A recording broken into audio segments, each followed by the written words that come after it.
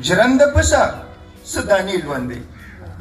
زمونږ قسم به درته وخورم چې دا بې تعلیمه کسان، بې تعلیمه میندې، خویندې او وروڼه او پلاران راشئ په کور کې به د پښتو ټکي به نه استعمالوي، د پښتو ټکي به نه راوړي، ښه به ورته یو په هغې کې هګۍ ته به چې کوم دی نو انډه وایي، په دې هګۍ به ورته راخونه بده ښکاري.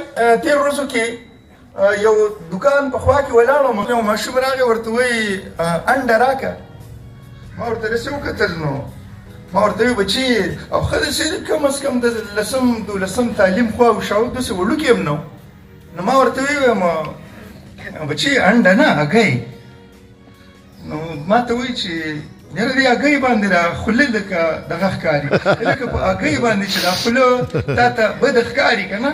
نو اوس که ته د دې دوکاندار نه یا چېرته د سبزۍ والا نه بخښنه غواړم صدق صاحب، که ته باتینګن یاد کړې چې لکه ماله باتینګن راکړه، نو هغه خو د دې نه هم دغه خبره ده، په هغې درته ځان بد نه ښکاري.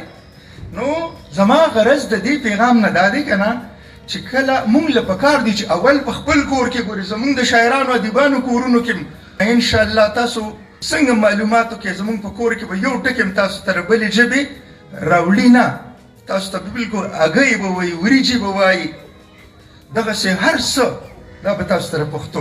اول مونږ په خپلو کورونو کې کوشش وکړو او د هغې نه پس بیا دا پیغام مونږ نورو کسانو ته چې لکه د بلې ژبې یو څو ورځې به پرې راته دا خپله ژبه داسې سپکه غوندې ښکاري، خو بیا به پرې عادت شو.